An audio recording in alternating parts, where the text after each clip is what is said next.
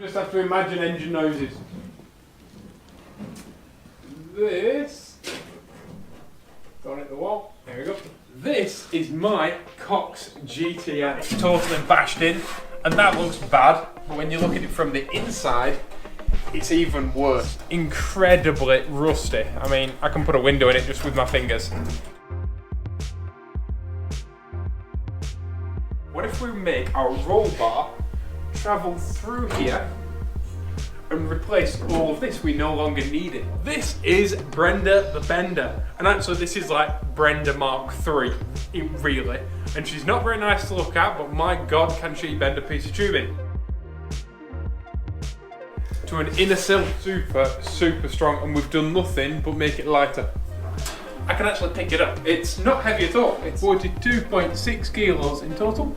The engine that I've bought is a K20 A2 from a Honda. I'm aware that it is like using a cannon to kill a mosquito. No, it's not. It's like mounting the cannon to the mosquito and creating super mega cannon mosquito. This is Honda CR-V Mark II suspension. As far as I know, I'm the first person in the world to use this suspension in a mid-engine configuration. I want a roll cage and I need a chassis, and I'm a very large man, 6'6". And because I can't become part of the chassis, the roll cage and the chassis are going to have to become the same thing. Move the engine from here over the rear axle line forward by using the K-series engine, and it's now much lower. It used to sit, the original mini engine would sit up here and the K-series sits down here, where the crank would have been here and it's actually over here.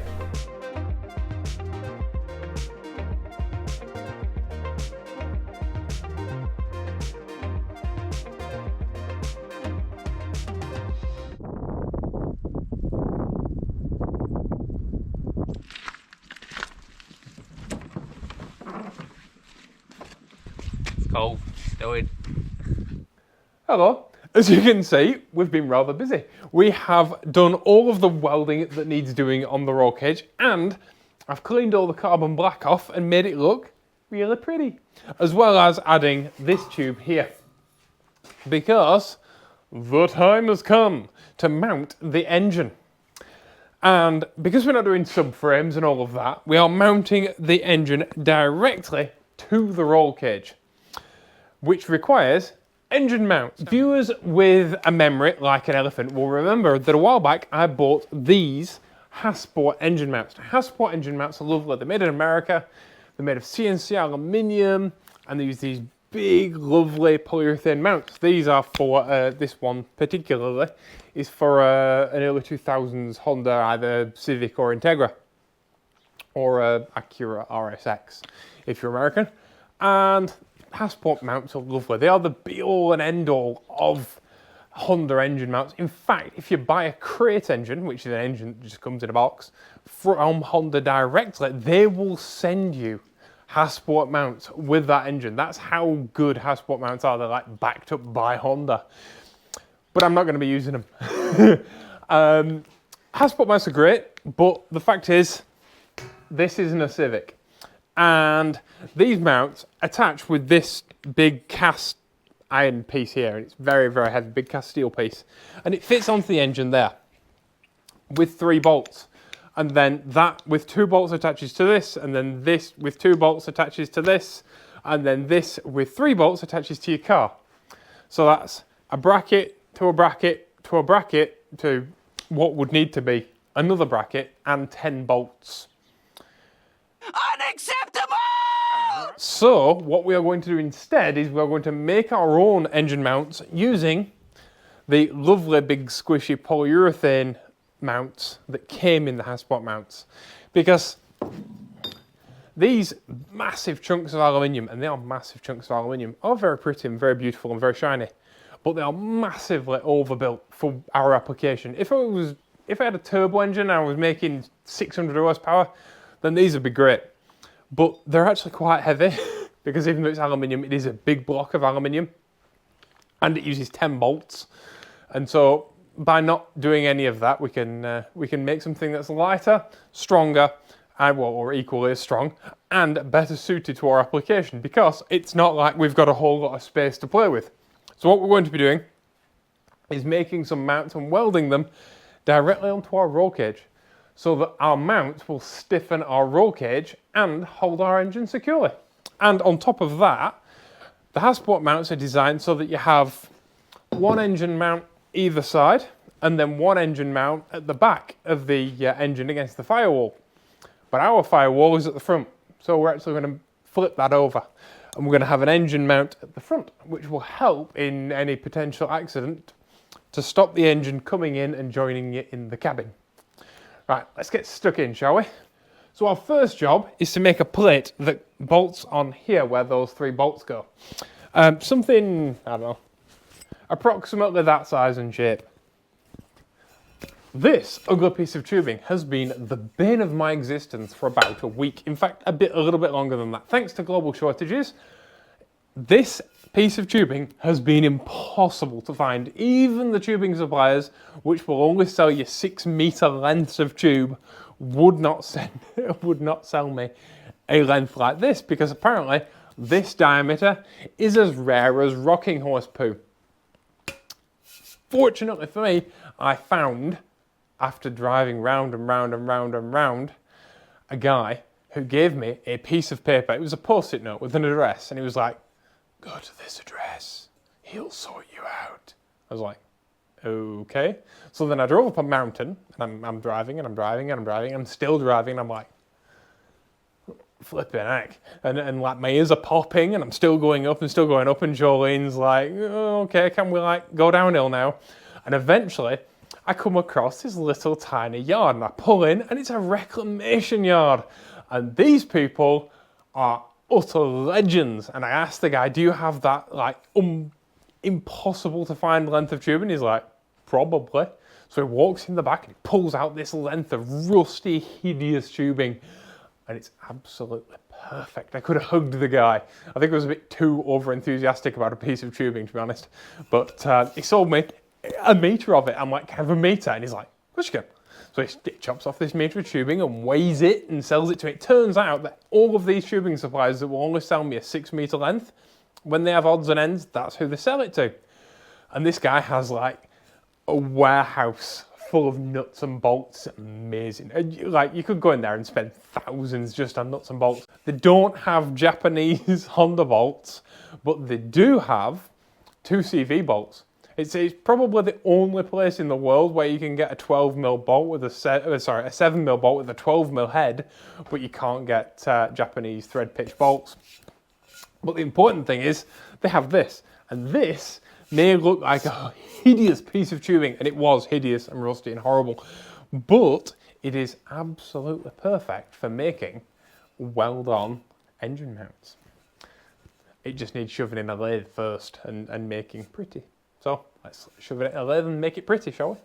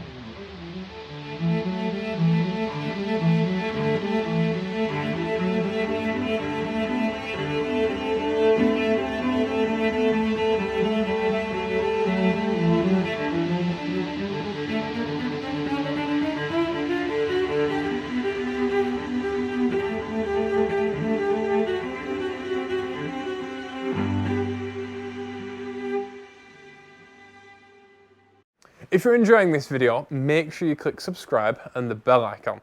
I told you it was going to be pretty, but a bit of pretty tube does not an engine mount make. Now you'll notice that this has a spacer in the middle, and that spacer helps keep those two bushes further apart so that it gives our engine more stability.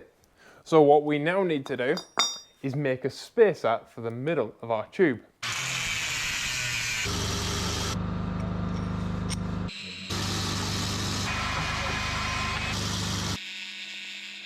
Some considerable time, 2mm steel, a bit of old bottle jack and liberal applications of Dad turned that into that. The next part of our engine mount is the bush that lives inside the bush. This is the bush, and inside of that bush there is what I shall be calling the bush. And this bush is aluminium and has a thread in it for some reason. All of the other bushes are steel and they look like that. Right?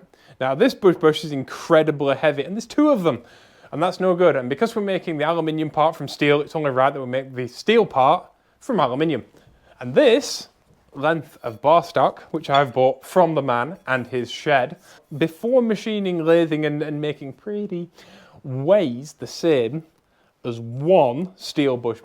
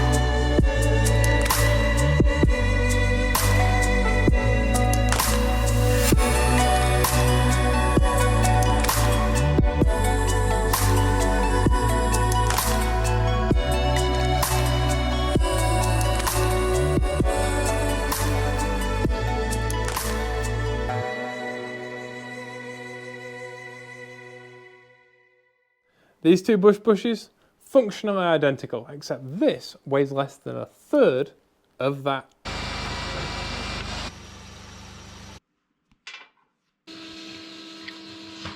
So now we have our mounting plate and we have our extensions, which are made from the Hasport centre bushes, the nice steel ones. Now the reason for doing all of this will become clear very soon, but it's basically because we've got no space. So, right, there's barely room for a fist in there, let alone this big aluminium bracket. I mean, there's nowhere to put it. So,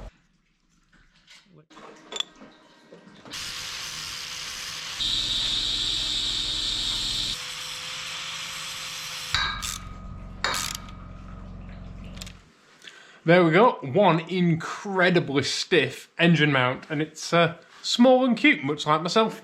You can see that I can't even get my little finger in between the cage and the engine mount.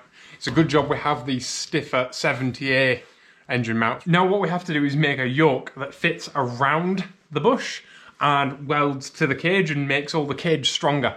But you're going to have to wait until next week to find out if our cunning plan of squeezing a cannon into a mosquito actually works. So don't forget to support this channel by clicking like, leaving a comment down below, subscribing, and of course clicking the bell icon that's next to subscribe. It gives you a little notification every time I upload a video, which is vital because I'm going to be uploading these videos on a different day to help videos suit your viewing needs when you're watching YouTube, because YouTube actually tells me that now, so that I can upload YouTube videos when you watch them, and hopefully that helps boost this channel and get us where we need to be going, because I've got big plans for this year. So thank you all for watching and supporting the channel, and I'll see you all in the next video. Bye bye.